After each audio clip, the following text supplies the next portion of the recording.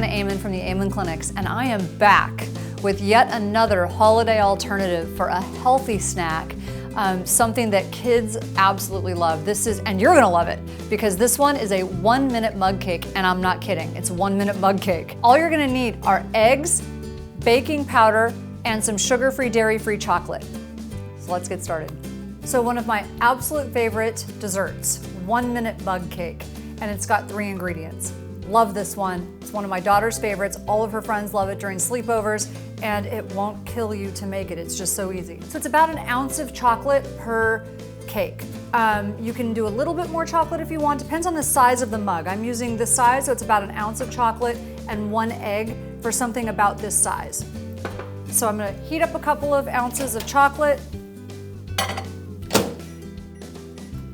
When you're heating up your chocolate in the microwave, what you want to do is you want to do it in intervals of about 15 to 20 seconds because you don't want the chocolate to burn. You can add a little bit of coconut oil. It sort of makes it foolproof so it doesn't burn.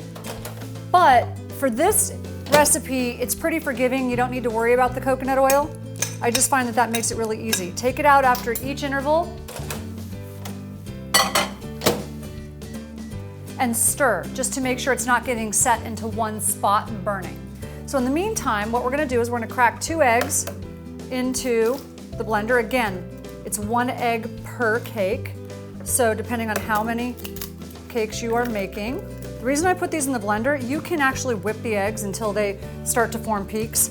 I find shortcuts for everything, like I'm not kidding.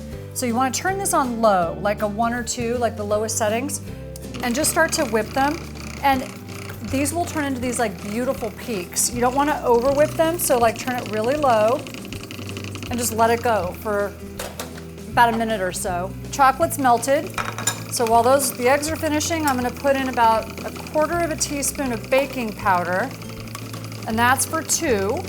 Add more if you're going to do a couple more. Stir that up. You can do more baking powder if you want it really fluffy. It's usually enough. Once the egg is nice and peaked, you'll see the peaks, it's nice and stiff. Pour it right in with the chocolate. Now what you want to do here is don't over mix. You don't want the egg to sort of flatten out. Just mix it lightly, sort of fold it in with the chocolate.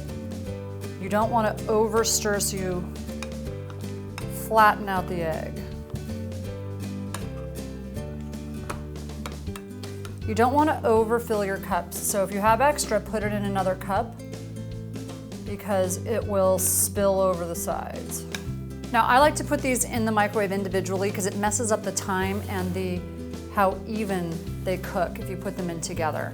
I like mine a little mushy, so I put them in for 1 minute.